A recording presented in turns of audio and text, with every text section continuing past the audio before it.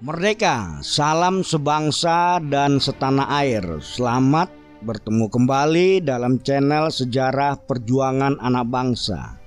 Inilah kisah bergabungnya Mr. Saphrudin Prawira Negara dengan PRRI. PRRI atau Pemerintahan Revolusioner Republik Indonesia merupakan pemerintahan tandingan yang dibentuk oleh para oposisi dan tokoh militer di Sumatera Tengah untuk menuntut otonomi daerah dan desentralisasi.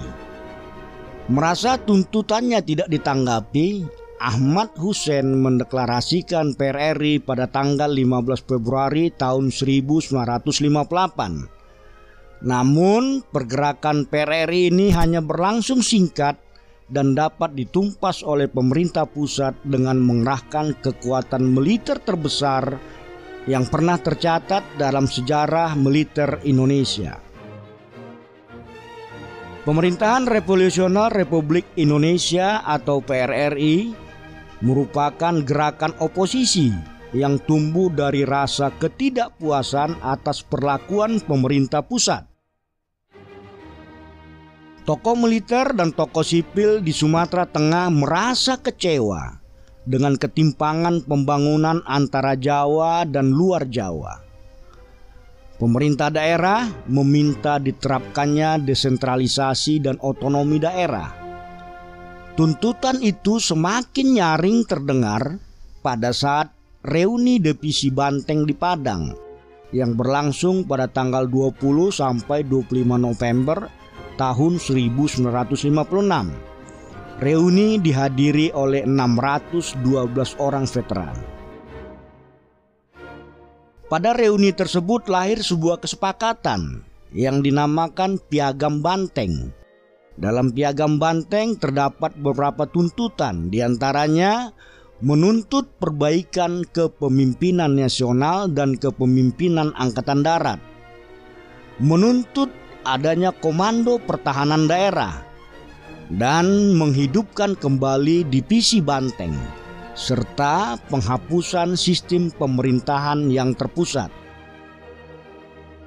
Untuk merealisasikan tuntutan tersebut, lalu dibentuklah Dewan Banteng untuk memperjuangkan Piagam Banteng yang dipimpin oleh Letnan Kolonel Ahmad Hussein. Pembentukan Dewan Banteng kemudian diikuti oleh pembentukan Dewan Gajah di Sumatera Utara dipimpin oleh Kolonel Maludin Simbolon, serta terbentuknya Dewan Garuda di Sumatera Selatan yang dipimpin oleh Letnan Kolonel Barlian, serta diikuti pula oleh Dewan Manguni di Sulawesi Utara yang dipimpin oleh Letnan Kolonel Vance Samuel. Dan pada tahun 1957 seluruh dewan bergabung menjadi Dewan Perjuangan. Hal ini menggambarkan bahwa pemerintah daerah merasa sangat kecewa dengan pemerintahan pusat.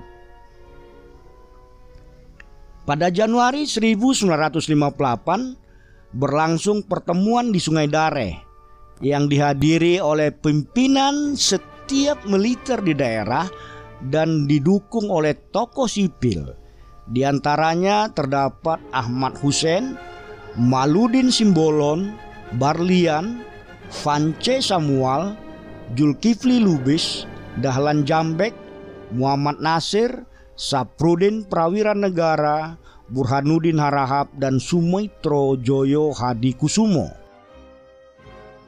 Dalam pertemuan tersebut diperoleh kesepakatan untuk membentuk gerakan koreksi terhadap pimpinan yang bertindak inkonstitusional. Gerakan ini jelas bukan gerakan disintegrasi, namun gerakan penyeimbang. Dalam pertemuan tersebut, Letnan Kolonel Ahmad Hussein ditunjuk sebagai Ketua Dewan Perjuangan. Dan pada tanggal 10 Februari tahun 1958, sebagai tindak lanjut dari pertemuan di Sungai Dareh, Ahmad Hussein selaku Ketua Dewan Perjuangan mengeluarkan ultimatum yang isinya: 1. Kabinet Juanda diminta untuk menyerahkan mandatnya kepada presiden dalam waktu 5 kali 24 jam.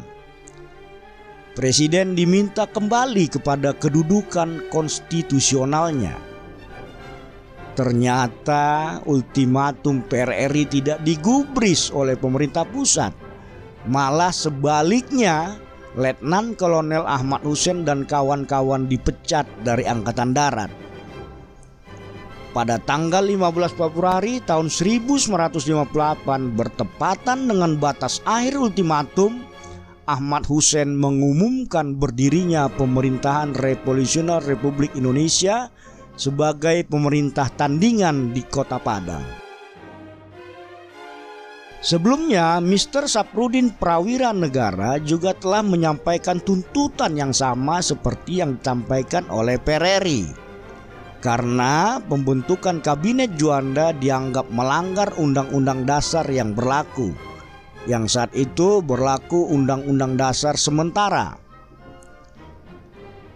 Bahkan saat menjabat sebagai Gubernur Dejapas Bank atau Bank Indonesia, Saprudin juga telah menyampaikan protesnya atas perilaku menteri dan pejabat yang berusaha menguasai Bank Indonesia dan mencari keuntungan untuk kelompok dan diri sendiri. Beberapa kebijakan Bung Karno tak luput dari protes Saprudin. Kondisi ini membuat hubungan Saprudin dengan Bung Karno semakin merenggang. Hubungan keduanya semakin memburuk setelah kejadian tanggal 30 November 1957 atas terjadinya percobaan pembunuhan terhadap Soekarno di Cikini. Saprudin, Muhammad Nasir, dan Burhanuddin Harahap dituduh terlibat pada peristiwa percobaan pembunuhan tersebut. Tak ingin kondisi bertambah buruk dan untuk menyelamatkan keluarga dari rongrongan pihak komunis, di akhir tahun 1957 Saprudin Prawira Negara mengambil cuti tahunan dan memboyong keluarganya berangkat ke Palembang, Sumatera Selatan untuk menenangkan diri. Keberadaan Saprudin di Sumatera bertepatan dengan gerakan yang tengah digalang oleh Letnan Kolonel Ahmad Hussein. Merasa perjuangan Saprudin Prawira Negara seiring sejalan dengan perjuangan PRRI, pada akhirnya Saprudin bersedia bergabung dengan Letnan Kolonel Ahmad Hussein. Puncaknya pada tanggal 15 Februari tahun 1958 diproklamirkanlah Pemerintah Revolusioner Republik Indonesia atau PRRI dengan Perdana Menteri Saprudin Prawira Negara dan merangkap sebagai Menteri Keuangan. PRRI yang didukung Saprudin menyampaikan tuntutan kembali kepada pemerintah untuk segera membentuk pemerintahan yang kuat di bawah pimpinan Muhammad Hatta dan Sultan Hamengkubuwono ke-9, serta menuntut dibubarkannya Kabinet Juanda yang dianggap cacat hukum. Namun tuntutan itu kembali diabaikan oleh pemerintah pusat. Bahkan sebaliknya, PRRI dianggap separatis yang perlu segera dihentikan gerakannya. Tak menunggu lama, pemerintah pusat mengirim APRI, Angkatan Perang Republik Indonesia, dengan menggunakan senjata lengkap. Para pemimpin PRRI dikejar-kejar keluar masuk hutan. Gempuran yang dilakukan APRI membuat PRRI harus berpindah-pindah tempat, keluar masuk hutan seperti gerak perang gerilya. Perjuangan dan keberadaan PRRI tidak berlangsung lama, karena mereka dengan mudah dapat ditumpas oleh kekuatan militer penuh dengan sandi operasi tegas. Setelah PRRI dapat dilumpuhkan, Mr. Saprudin Prawira Negara dan kawan-kawan pimpinan PRRI mendapat pengampunan umum, amnesti dan abolisi dari presiden. Tetapi tidak urung, mereka harus mengalami penahanan dalam waktu yang cukup lama tanpa melalui pemeriksaan pengadilan. Demikian kisah Mr. Saprudin Prawira Negara dalam mempertahankan pendiriannya untuk membangun dan menjaga kemerdekaan. Perlawanan yang diberikan Saprudin bukan untuk memisahkan diri dari negara Republik Indonesia, namun hanya untuk memberikan tekanan dan pressure kepada pemerintah pusat agar kembali kepada pengelolaan pemerintah sesuai dengan konstitusi dan tidak bertindak diskriminatif terhadap pemerintah daerah di luar Pulau Jawa. Terima kasih.